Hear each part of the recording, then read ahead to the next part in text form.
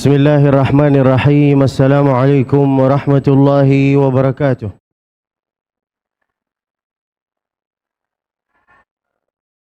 Sebelum saya mulai untuk masuk ke tema pengajian, boleh saya mengajak jemaah untuk ke sini dulu? Sini, enggak apa-apa. Mana ada laki-laki di sini? Jamaah ikhwan dipersilakan ada di belakang. Oh, kalau memang tidak mau silakan bisa diisi oleh ibu-ibu. Silakan Ibu. Iya, silakan. Mari ke depan. Ya.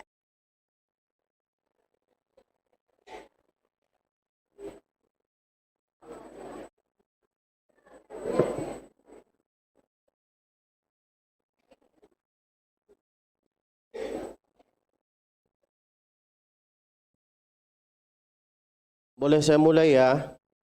Kita ulang salaman kita.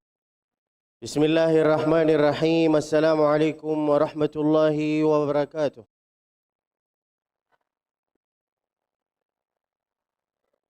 Kumaha damang? Makan tos?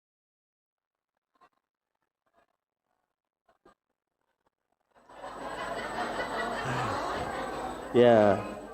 Saya kan nanya, jangan ngegas. Sehat semua? Alhamdulillahilladzi ansha'a wa bara wa khalaqal ma'a wath-thara ar-rahmanu 'alal 'arsy istawa wassalatu wassalamu 'ala al-mab'uthi fi ummil qura sallallahu wasallam wa baraka 'alaihi wa 'ala alihi wa sahbihi amma ba'd. Kalam bermula dengan bismillah, dilanjutkan dengan alhamdulillah, salawat dan salam kepada Rasulullah, maka nikmat Allah semua sempurnalah sudah. Hadratal mukarramin, hadratal muhtaramin, ibu-ibu artis, udah, emak-emak, kakak-kakak, saya anggap kakak-kakak ya, tak apa-apa. Mudah-mudahan semua yang ada di sini insya-Allah dirahmati oleh Allah Subhanahu wa taala dan insya-Allah diridhai oleh Allah Subhanahu wa taala dan insya-Allah bisa setiap tahun bolak-balik ke tanah suci Mekah umrah dengan haji bersama Abdul Basit Usti. Kalau enggak mau ya enggak apa-apa. Saya juga bisa jual mahal, bukan cuma ibu.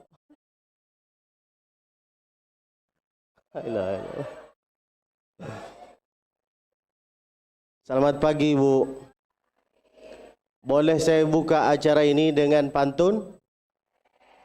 Anak manis teror rembutan. Aku memang manis makanya jadi rebutan. La ilaha illallah. Ya Allah, kuatkanlah imanku. Sehat-sehat insya-Allah semua. Amin ya rabbal. Saya lebih Masya Allah, karena kalau ibu-ibu melihat orang ganteng langsung senyum. Sampai pas saya duduk di kursi ini nggak mampu nahan ketawa. Karena ada di antara jemaah yang dari tadi gini.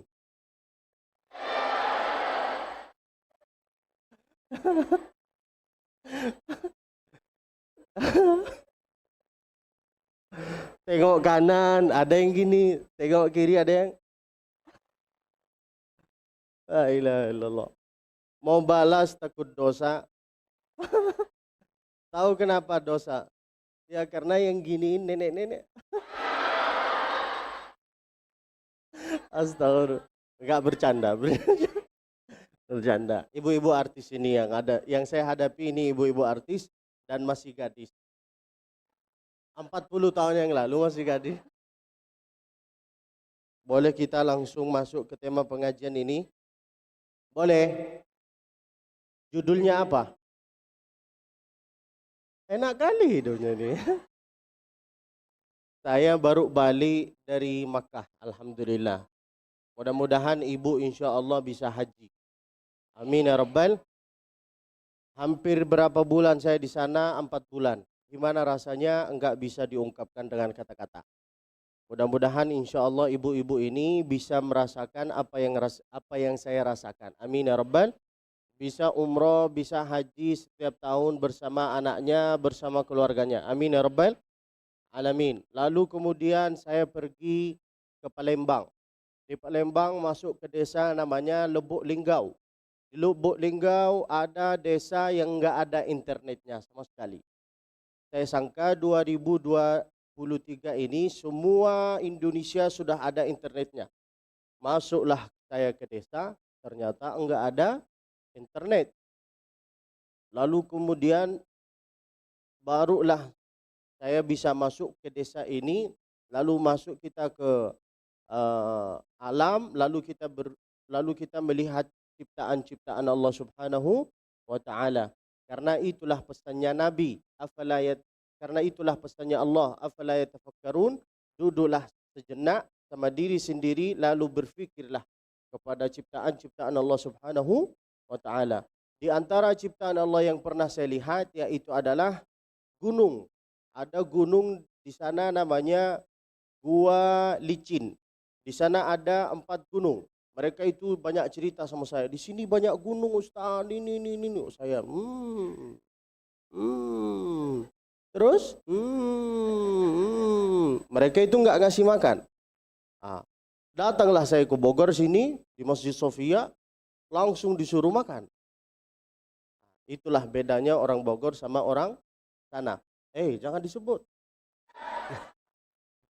Lalu kemudian saya berpikir melihat gunung di antara ciptaan Allah. Pas saya lihat gunung yang pertama, pas saya melihat gunung berkata, Subhanallah. Tiba-tiba sebelum kita turun ke bawah, kita itu kan mandi di sana Ibu. Orang-orang desa itu kalau mandi, di di sungai kan, campur di sana Ibu. Ada laki-laki, ada perempuan. Pas saya lihat perempuan mandi, Masya Allah, ini juga ternyata ciptaan Allah. Itu pas perempuan, pas laki-laki, mereka itu Masya Allah, bawa sabun, lalu sambil pipis dia senyumin saya. Di hati saya, dasar kali kau ini. La ilaha illallah. Lalu kemudian setelah itu barulah saya datang ke Bogor, baliklah ke tempat aslinya, lalu menghadapi ibu-ibu yang mulia ini. Alhamdulillah, dengan keberkahan majlis ini, kita ini bisa berzikir, bisa sholawat, bisa senyum, bisa bahagia insyaAllah. Selama insyaAllah kajiannya bersama Abdul Basit Musfi, insyaAllah selalu bahagia. Saya enggak bisa seperti Ustadz Ghilman. Ustadz Ghilman, Masya Allah, Tabarakallah, kelebihannya beliau bisa membawa jamaah nangis bersama. Benar kan? Kalau saya enggak bisa, tahu kenapa? Karena saya sudah berpikir, ibu-ibu ini sudah tersiksa di rumah.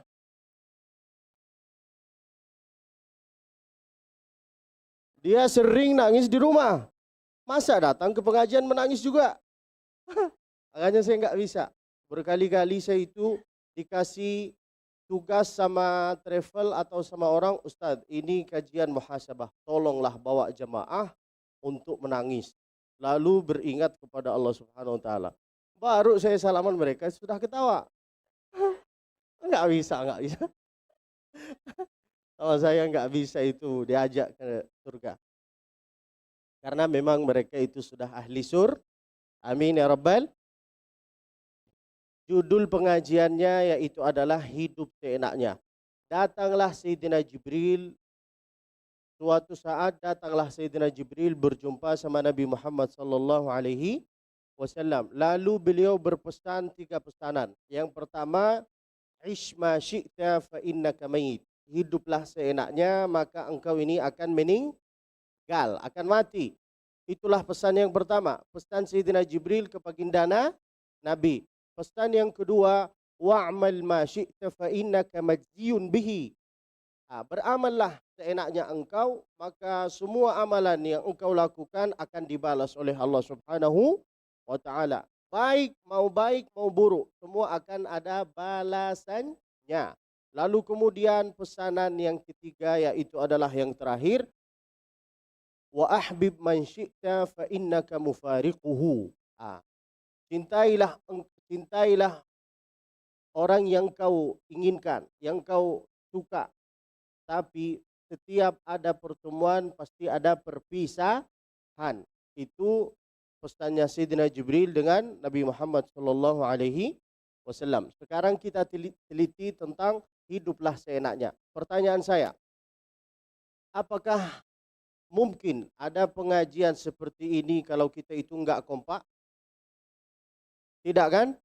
Apakah kita itu akan bisa berzikir berjamaah kalau tidak ada jamaah? Apa kelebihan majlis ini? Yaitu adalah bisa bisa bisa makan, bisa bagi-bagi uang, bisa bagi-bagi apa lagi? Sedekah. Bisa banyak kan kelebihannya? Maka jangan juga sibuk dengan tanda-tanda hari kiamat. Beberapa hari yang lalu, beberapa bulan yang lalu, pas Makkah itu sudah agak-agak hijau, banyak orang Indonesia bersangka orang Makkah itu orang jahiliyah, orang Batu. Jadi mereka itu sangka kita itu enggak ada berkembangan di situ. Sampai mereka berkata, oh kalau Makkah ini sudah hijau berarti sudah tanda hari kiamat. No, itu salah. Kapan Makkah itu bisa hijau? Ketika ketika sudah cuacanya dingin seperti bulan Desember, baru semua itu bisa hijau. Apa? Gunung-gunung, bukit-bukit itu bisa jadi hijau semua. Maka jangan sibuk dengan tanda hari kiamat. Suatu ketika datanglah sahabat bertanya ke baginda Nabi sallallahu alaihi wasallam, "Ya Rasulullah, mata sa'ah, kapan hari kiamat?" Lalu Nabi itu enggak jawab langsung. Beliau itu diam. Seperti ibu kalau bertanya kepada suaminya, "Di mana uang?" Dia itu enggak jawab kan? "Uang belanja di mana?" Dia enggak jawab kan? Baru yang ketiga ketika ibu ngegas, "Mana uang?" Baru dia bisa jawab kan? Begitulah kalau menghadapi mak-mak, jangan langsung jawab, harus sabar dulu. Dia bertanya ke baginda Nabi, "Mata sa'a ya Rasulullah?" Kapan hari kiamat? Lalu apa kata Nabi sallallahu alaihi wasallam? "Ma'adatta laha." Apa yang kau siapin untuk hari kiamat? Itulah yang paling penting. Maka ambillah kesimpulan dari ini, hiduplah seenaknya. Memang, tapi apa yang kita harus siapin untuk nanti bekalan mati? Apa yang harus siapin? Yaitu adalah beramal, berzikir, bersolawat. Seperti tadi, Masya Allah, Tabarakallah. Tadi banyak yang bersolawat. Allahumma salli ala Sayyidina Muhammadin sahibil bushra salatan tubash biha wa ahlana wa auladana wa jami'a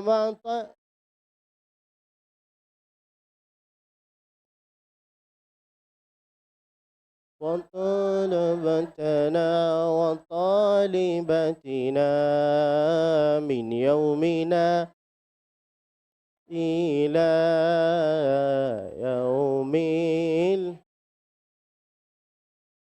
Alhamdulillah, baru kali ini saya bisa datang ke pengajian, ibu-ibu sudah hafal sholawat, sedangkan saya enggak hafal.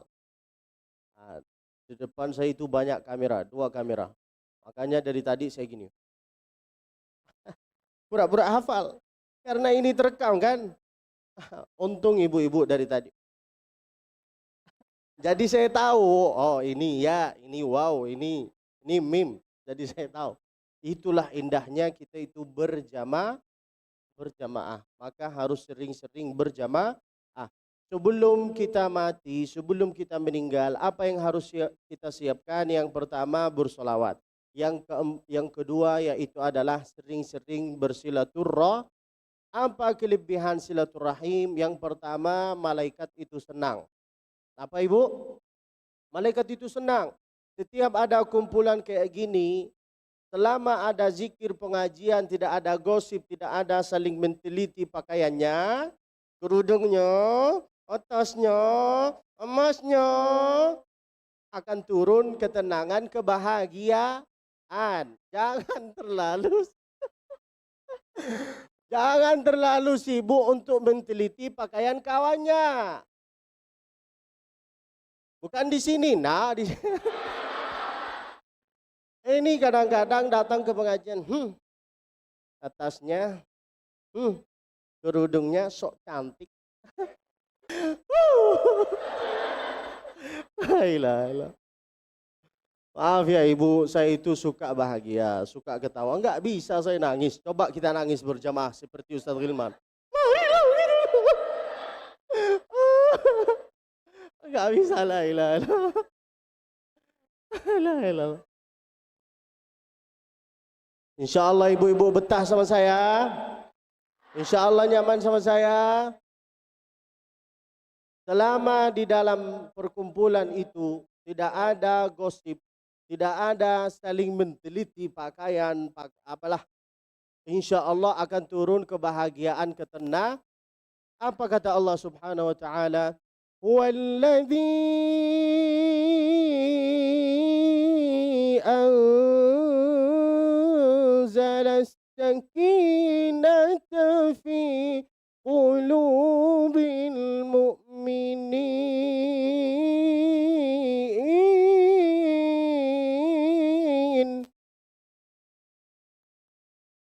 Itu terpaksa Ibu. Allah. Naik sedikit. Allah. Coba. Naik. Allah.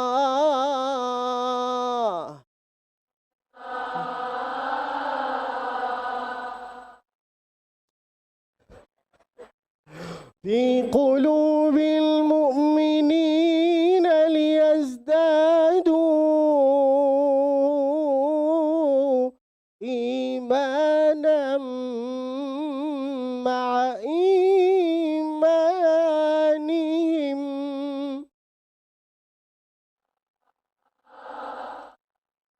Walillahi junudus samawati wal ardi wa kana Allahu aliman hakima.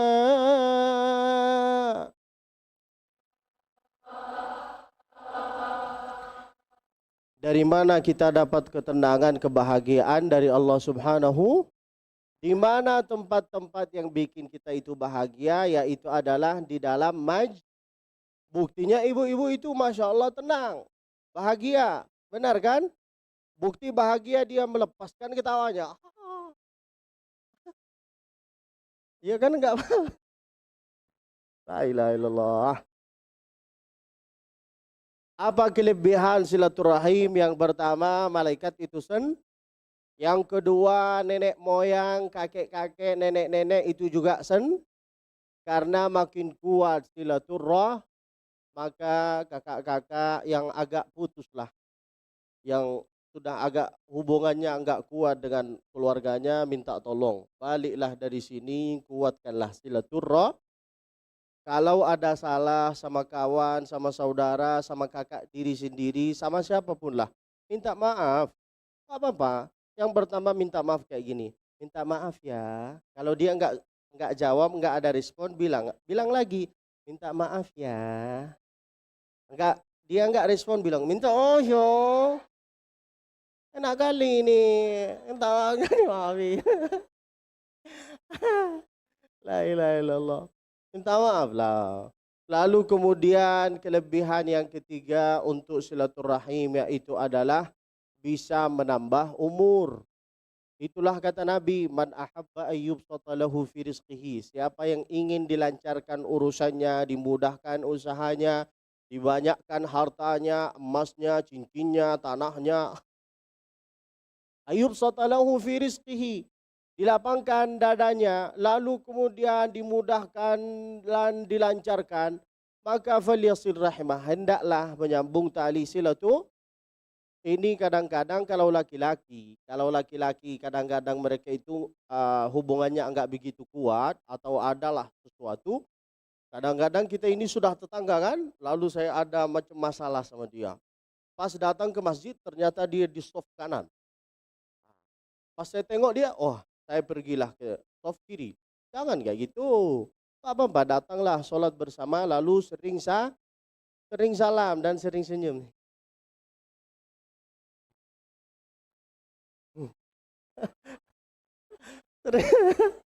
Sering salam. Itulah kelebihan silaturahim. Dan kemudian kelebihan silaturahim itu bikin hati itu lapang. Bikin dada itu lapang. Enggak suka menyembunyikan sifat iri dengan dengki. Jarang ada orang yang suka silaturahim, dia itu ada rasaan dengki dengan iri. Jarang. Orang yang sering silaturahim itu pasti dia itu hatinya lapang dan suka ketawa. Benar kan Ibu? Dan kemudian kelebihan silaturahim membuat keluarga itu mempunyai kewibawaan diri sendiri. Masya Allah. Semua orang bicara, ini orang suka silaturahim. Dan kalau kita itu suka silaturahim dapat berkat. Kalau bahasa Madura, berkat. Apa itu berkat? Kalau datang ke pengajian atau datang ke suatu acara, pasti kita dapat. Nah, inilah yang datang ke pengajian, lalu dia isi tasnya dengan makanan. Dia berkata, saya dapat berkah. Padahal di dalamnya berkah. Enggak apa-apa. Seperti saya dulu, tadi saya pas datang, dikasih banyak makanan. Saya lihat makanannya agak mahal dan enak kan. Saya sebenarnya mau taruh di sini. Supaya pas balik dari pengajian saya bisa makan kan. Saya itu nggak bisa makan sebelum pengajian. Nggak bisa, takut ngantuk. Sebenarnya saya mau taruh di sini. Tapi saya ingat ada kamera. Nggak jadi. Nggak jadi. Karena kadang-kadang kita ini lebih takut sama kamera dibanding Allah. La ilaha illallah. Benar kan? Ya ngakulah. Ini juga gitu. Tapi saya takut ambil makan, bukan uang. Kalau uang itu saya nggak harus cari. Alhamdulillah selalu ada. Amin ya Rabbal. Lalu kemudian kelebihan silaturahim yang pertama apa? Malaikat senang. Yang kedua, orang tua, nenek moyang, kakek nenek itu semua juga senang kan? Yang ketiga, menambah umur. Yang keempat, bikin hati lapang. Yang kelima, membuat keluarga punya kewibawaan diri sendiri. Benar kan? Enak kan Ibu kalau kita silaturahim kan? Seperti ini. Saya itu menganggap ini bukan pengajian. Saya menganggap ini seperti silaturahim sama ibu-ibu saya. Maka saya itu selalu berkata, minta tolong anggaplah saya seperti anaknya. Jangan dipanggil Syekh, jangan dipanggil Ustadz. Kalau dipanggil Ustadz sama Syekh, sungkan. Enggak bisa bicara, enggak bisa tanya jawab. Dan enggak bisa akrab juga kan? Tapi kalau dianggap sebagai anak, bisa dapat tuan. Tapi ibu-ibu ini enggak pernah ngasih saya cuan. Ngasih saya lebih dari cuan. Yaitu adalah apa? Enggak butuh saya doanya. Senyumannya. Dan yang keenam yaitu adalah rezeki kita itu makin banyak Ibu. Setiap kita itu bertemu ada kadang-kadang yang pamer kan kerudungnya. Kerudung saya dari Mall Botani. Tahu nggak kamu? Hah? Hmm? Hmm? Tahu nggak tas saya ini 2 juta? Siapa yang nanya? Ada juga kayak gitu kan Ibu? Ada nggak? Nggak ada. Nggak apa-apa. Nggak apa-apa. Namanya ibu-ibu juga. Siapa yang berani menghadapi ibu-ibu ini? Polisi takut. Suami takut. Yang berani menghadapi ibu yaitu adalah cuman Allah Subhanahu wa taala. Karena kadang-kadang ibu ini pas naik motor dia resleting kanan. Nah, inilah mereka. Dan yang ketujuh yaitu adalah menambah umur. Apa artinya menambah umur? Yaitu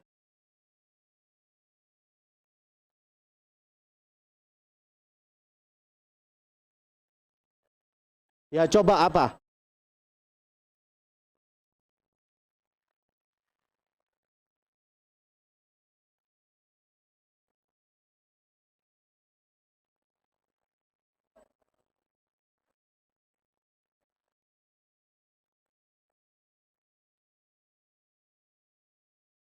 Mana yang saya catat nih kemarin?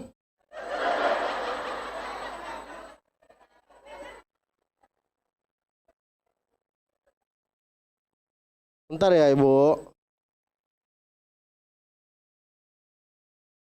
Hilang Ibu. Intinya banyak kebaikan dalam silaturahim. Maka Ibu minta tolong jangan bersangka ketika datang ke pengajian semua dosa-dosa kita itu diampuni. Semua dosa kita itu diampuni selama hubungan kita sama saudara, sama tetangga, sama kawan, sama lawan itu baik. Kalau sering datang ke pengajian, lalu kemudian sholat, semua terjaga, tapi hubungan silaturahim hablum minan nas sama orang itu nggak bagus, tidak bisa masuk surga.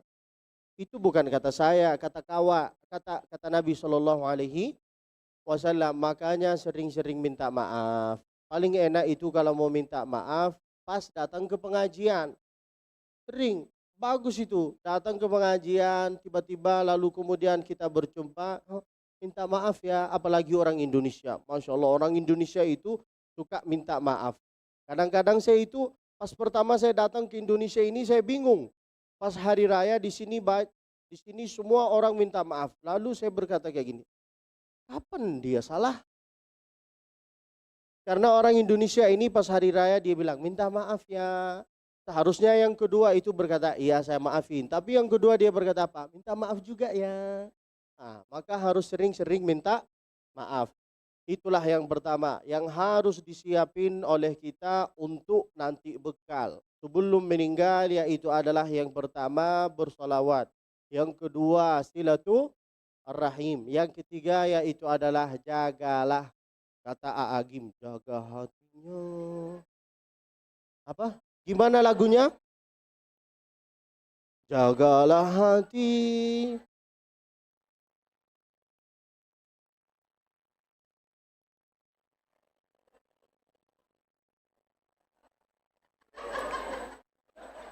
Ayo Ibu, saya nggak hafal. Jagalah hati.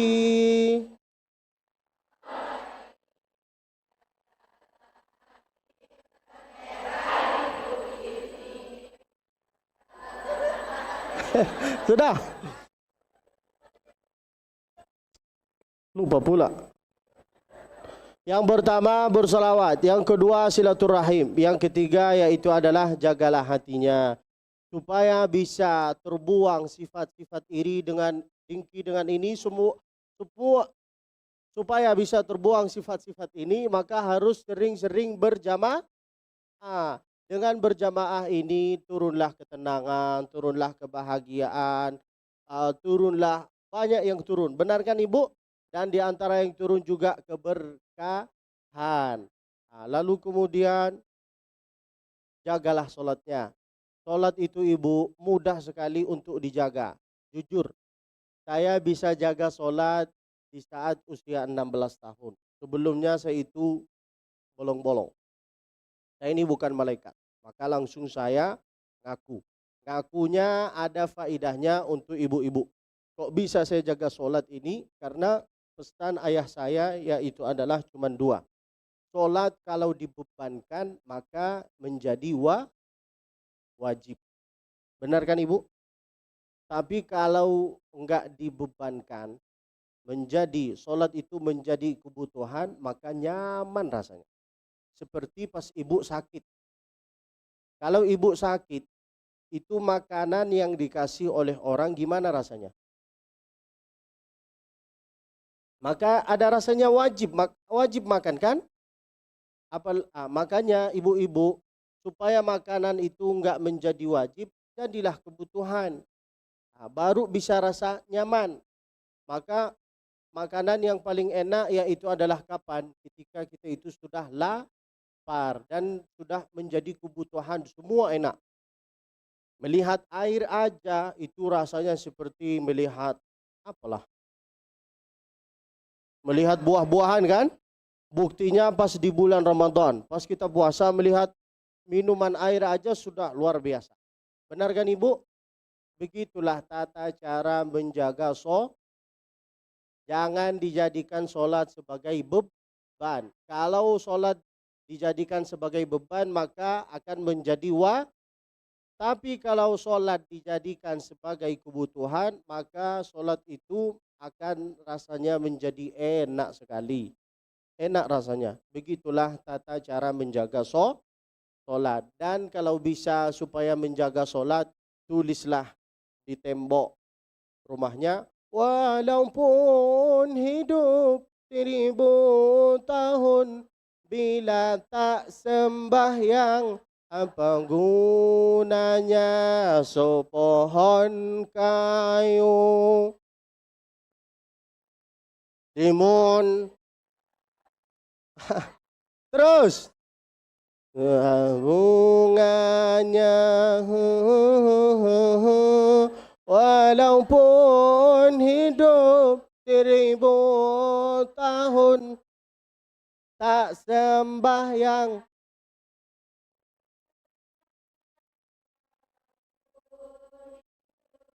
Seribu tahun tak sembahyang, apa gunanya?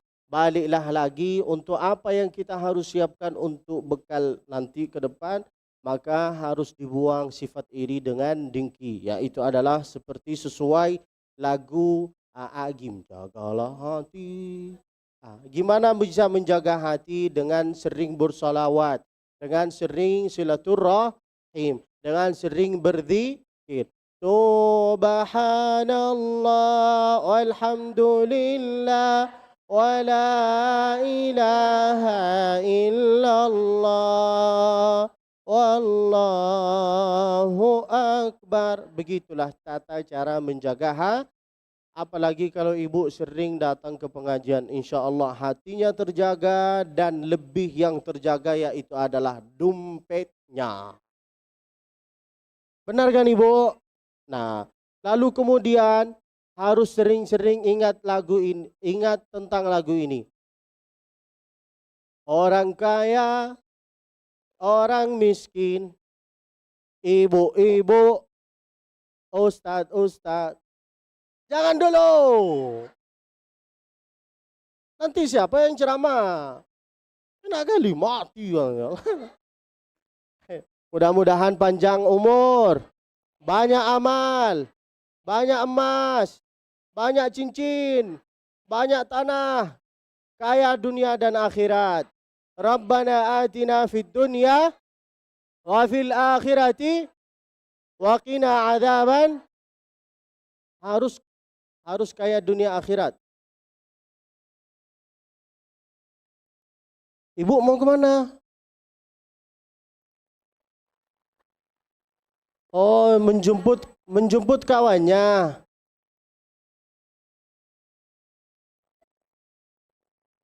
Masya Allah, seperti stroberi. Stroberi yang mahal kan gede kan? Nah itu. Bercanda. Lalu lalu kemudian selain jaga hati, jaga solat, lalu kemudian apa? Silaturahim, bersolawat, berzikir.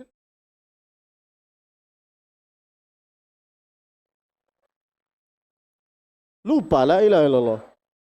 Suruh siapa datang sekarang? Itulah yang harus kita siapin. Jangan sibuk dengan tanda-tanda hari kiamat. Itulah kata Nabi, ma'adatta laha, apa yang kau siapin untuk hari kiamat. Lalu kemudian yang terakhir yaitu adalah untuk bekal yang kita siapin untuk sebelum kita meninggal, yaitu adalah doa. Sering-sering berdoa. Nabi Musa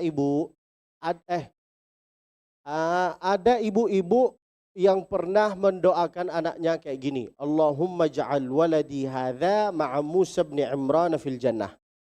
Nabi Musa pernah berdialog sama Allah Subhanahu wa taala. Nabi Musa berkata kayak gini kepada Allah Subhanahu wa taala, "Ya Allah, kira-kira siapa ya yang akan menjadi kawan saya nanti pas hari kiamat yang bisa masuk sama saya langsung ke surga?" Itulah dialognya Nabi Musa sama Allah Subhanahu wa taala. Itulah kata Nabi Musa. Lalu kemudian kata Allah Subhanahu wa taala apa? Orang yang akan keluar dari pintu ini, orang pertama yang akan keluar dari pintu ini, dialah yang akan menemani engkau nanti pas masuk surga. Yang keluar dari pintu ini kira-kira siapa? Apakah sahabat Nabi? Tidak. Apakah para anbiya? Tidak. Apakah para rasul? Tidak. Yang keluar dari pintu ini yaitu adalah orang anak muda yang keluar dari pintu ini. Lalu Nabi Musa itu kaget. Kok dia yang keluar dari pintu ini? Orang biasa, masih anak muda. Lalu diikutilah sama Nabi Musa. Ternyata dia pergi ke rumahnya. Lalu dia itu ngasih makanan ke ibunya lalu disuapin. Karena amalan itu dia bisa masuk surga. Dia suapin ibunya. Beda dengan kita. Makan. Begitulah kalau ibu-ibu suapin anaknya kan. Benar enggak? Ibu saya gitu. Pertama, makan nak. Lalu kita keliling-keliling kan. Makan nak, dicubit. Setelah enggak bisa makan. Kok ini makan. Karena amalan itu maka anak muda ini bisa masuk surga. Lalu kemudian diijabahlah doa ibu ini sama Allah Subhanahu wa taala. Kok bisa dia yang menemani Nabi Musa pas masuk surga? Dialah orang yang pertama. Kok bisa? Karena doa ibu kepada anak seperti doa Nabi kepada umat. Minta tolong wahai ibu-ibu, kakak-kakak. Pesan saya kepada ibu-ibu khususan. Minta tolong jangan sembarangan mengeluarin kata-kata terhadap anak. Hei setan! Jadilah setan. Hei hantu! Jadilah hantu. Benar kan? Maka minta tolong jagalah wibawahnya. Jagalah sikapnya. Jangan sembarangan untuk mengeluarin kata-kata. Ibu, saya sebenarnya ibu, wallahi billahi tallahi, tanpa doa orang tua saya enggak mungkin saya bisa duduk kayak enggak mungkin saya bisa duduk di sini. Siapa yang berani menghadapi ibu-ibu ini? Lalu pertanyaan saya, apakah semua orang bisa menyampaikan ceramah lalu kemudian semua jamaah itu bisa ketawa? Enggak bisa kan? Kebanyakan kalau ada ustadz menyampaikan ceramahnya, kebanyakan itu tidur. Apalagi saya. Kalau ada orang menyampaikan khutbah Jumat, langsung saya tidur.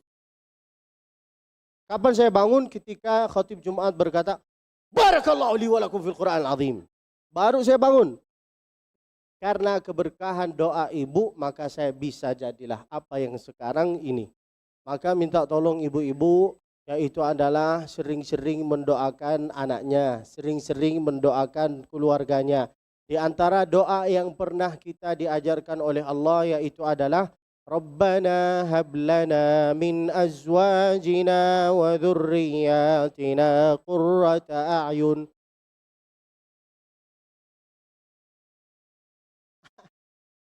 Apa yang kita minta? Sebenarnya kita itu kapan dapat kebahagiaan ini ketika melihat anak sudah taat berbakti kepada orang tua dan dia itu sudah menjadi anak soleh, plusnya menjadi orang kaya. Benar kan ibu? Benar kan? Maka beruntunglah ibu-ibu yang mempunyai anak yang sudah berbakti kepada orang tuanya. Yang belum anaknya berbakti kepada orang tuanya, doakanlah dia. Minta tolong semua kata-kata itu dijaga. Oke ibu? Lalu kemudian pesan Sayyidina Jibril yang kedua, wa'mal ma syi'ta fa innaka majziyun bihi. Yang kedua, beramallah apa yang kau inginkan terhadap siapapun dan itu semua akan dibalas oleh Allah Subhanahu wa taala. Semua amalan itu akan dibalas ibu, mau baik mau buruk. Maka apa artinya panjang umur di situ? Yaitu adalah banyak orang yang meninggal tapi namanya masih harum. Benar kan ibu? Seperti Kiai Arifin Ilham. Itu Masya Allah namanya sampai sekarang itu Masya Allah. Seperti beliau itu masih ada, benar kan? Panjang umur beliau kan? Kok bisa? Karena namanya itu harum. Beliau itu bisa membawa jamaah itu zikir berjamaah dari jam 3 atau jadi jam 2 sampai subuh. Benar kan ibu? Itu luar biasa. Maka ibu-ibu ini kalau bisa jangan ada perasaan sama tetangga yang agak kurang. Apalagi kalau masalah parkir mobil atau motor. Jangan nggak usah berkelahilah tentang itu. Harus baik sama tetangga, sama kawan, sama siapapun. Semua amalan itu akan dibalas oleh Allah Subhanahu wa taala. Mau baik mau buruk, kalau kita bersangka buruk aja terhadap Allah Subhanahu wa taala itu juga tidak baik. Bersangka buruk aja terhadap Allah itu tidak baik, apalagi bersangka buruk terhadap tetangga. Tidak baik juga. Maka beramallah apa yang paling baik, apalah yang paling enak, yang paling layak sehingga dibalas oleh Allah Subhanahu wa taala. Seperti amalan ibu tadi, Masya Allah banyak yang sedekah uang, banyak yang sedekah minuman, banyak yang sedekah senyuman, banyaklah. Masya Allah tabarakallah. Wa'mal ma syi'ta fa innaka majziyun bihi. Beramallah, harus beramal. Memang kita itu harus beramal. Kalau bisa sebelum pengajian atau sebelum ibu pergi ke tempat pekerjaannya atau keluar dari rumahnya, biasakanlah diri untuk sholat 2 rakaat, sholat sunat duha. Sholat duha itu ibu bisa mulai dari jam 7. Biasakanlah diri untuk sholat duha supaya ibu ini rezekinya makin banyak. Amin ya Rabbal. Itulah salah satu sebab supaya rezeki kita itu makin banyak. Amin ya Rabbal alamin. Di antara amalan-amalan yang harus kita lakukan yaitu adalah mengaji. Bacalah Al-Quran. Saya akan ceritakan tentang syafaatnya Al-Quran. Boleh? Suatu ketika ada salah satu orang, dia itu dosa taubat, dosa taubat, dosa taubat, dosa taubat. Datanglah malakal maut, cabut nyawanya. Kapan malakal maut itu cabut nyawanya? Ketika dia itu mau pergi ke tempat baik.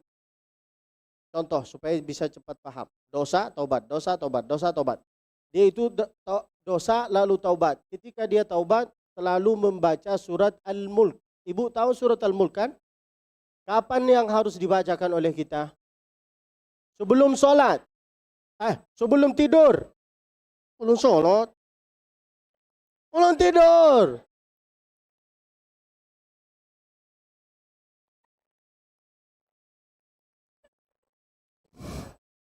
Sebelum tidur kita itu harus membaca surat. Mengapa sebelum tidur? Karena dialah yang bisa melindungi kita dari azabku, dari hisab, dari mungkar, dari fitnah ad-dajjal, dari fitnahku. Gimana bunyi surat Al-Mulk? Tabarakalladzi biyadihil mulku wa huwa ala kulli syai'in qadir. Sudah tahu kita tentang kelebihan, keistimewaan surat Al-Mulk. Tapi apakah kita itu pernah beramal? Tidak. Buktinya saya. Jarang saya baca surat Al-Mulk karena namanya manusia, lupa. Lalu apa yang kita amalkan sebelum tidur? Yaitu adalah main TikTok.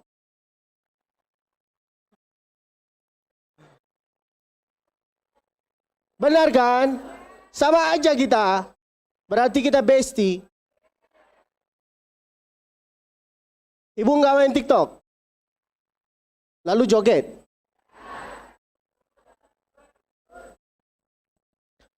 Itulah tentang syafaatnya Al-Quran. Dia itu sering berdosa, tapi dia itu sering membaca surat Al-Mulk. Bayangkan, dosa tapi sering membaca surat Al-Mulk. Ketika dia sebelum meninggal, datanglah malakal maut, cabut nyawanya. Ketika dicabut nyawanya, datanglah Munkar Nakir, datanglah surat Al-Mulk. Munkar Nakir berkata, ini harus ditarik ke neraka. Karena dia itu sering berdosa. Datanglah surat Al-Mulk berkata, ini tidak boleh ditarik sama kalian ke neraka. Karena dia itu selalu membaca surat Lalu surat Al-Mulk ini berkata apa? Saya ini enggak tega kalau kalian membawa dia ke neraka. Karena dia itu selalu membaca saya. Meskipun dia dosa, tapi dia itu sering ingat sama saya. Makanya itu enggak tega saya. Berdialog mereka itu diskusi panjang lebar. Sampai Munkar Nakir berkata, terserah kau ini. Kita itu harus serahkan kepada Allah Subhanahu. Datanglah dua-duanya ke Allah Subhanahu wa taala, lalu Allah berkata, wahai surat Al-Mulk, apa masalahnya engkau ni? Lalu dia berkata apa? Saya ini enggak tega. Ini ditarik ke neraka. Meskipun dia dosa, tapi dia itu sering ingat sama saya. Walaupun ini seharusnya masuk ke neraka, tapi di hatinya dia itu ada surat Al-Mulk. Kalau ini dibawa ke neraka, lalu disiksa, berarti kalian ini seperti menyiksa saya. Maka saya itu enggak tega. Lalu akhir diskusi itu apa kata Allah Subhanahu wa taala? Ya bawalah ke surga. Bersama surat itulah namanya syafaatnya Al-Qur'an. Itulah ibu, makanya jangan banyak ilmu lalu tidak beramal. Amal tidak amal yang beramal tidak beramal tidak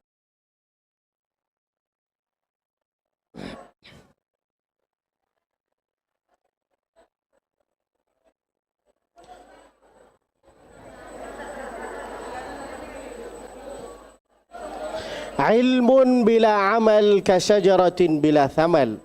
Bila thamar. Berilmu, beramal tanpa ilmu seperti apa?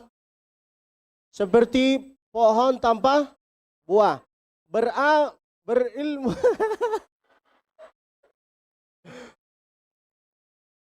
Wa amalun bila ilmin kajunun. Dan beramal tanpa ilmu seperti orang crazy, seperti orang gila. Benar kan ibu? Makanya kalau mau beramal harus ada ilmu. Maka pesanan apa yang kita dapat pelajaran dari pesanan yang kedua dari Sayyidina Jibril, wa'mal ma syi'ta fa innaka majziyun bihi, yang bisa ngasih kepada kita syafaat yaitu adalah Al-Qur'an. Harus sering diamalkan. Jangan cuma tahu lalu tidak diamalkan. Paksakanlah diri untuk membaca Al-Qur'an. Kalau saya pribadi, kapan saya itu bisa membaca surat Al-Mulk sebelum tidur? Kadang-kadang saya itu bisa mendengar surat Al-Mulk. Tulislah di situ, surat Al-Mulk. Syekh Abdul Basit Musfi. Subscribe, like, share, komen. Ya, promosi itu namanya. Bagi yang punya internet, pasti akan nampak insya Allah nama YouTube-nya. Tapi kalau tidak nampak berarti paket internet sudah habis.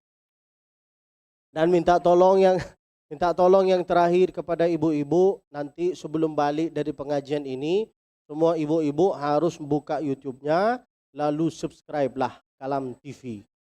Subscribe, like, share, komen.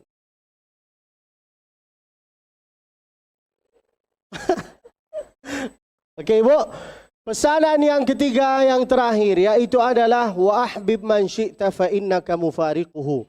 Setiap pertemuan ada Makanya jangan terlalu sayang sama belum tertentu kalau dia meninggal kita akan ikut sama dia sampai kuburan. Benar kan? Benar apa enggak? Pertanyaan saya, tapi ibu jujur ya. Kalau suaminya meninggal, ibu akan masuk ke dalam kubur sama dia enggak?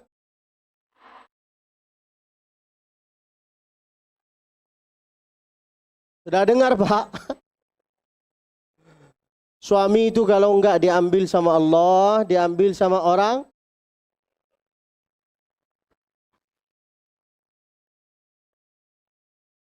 Makanya jangan terlalu sayang. Apa yang kita disayangi itu akan diuji sama Allah. Kalau kita terlalu sayang sama HP, HP akan hilang. Benar kan? Atau akan rusak. Kalau kita terlalu sayang sama harta, harta juga akan sirna, akan hilang juga. Terlalu sayang sama suami akan nikah lagi. Enak kali hilang. Mana ada laki-laki hilang?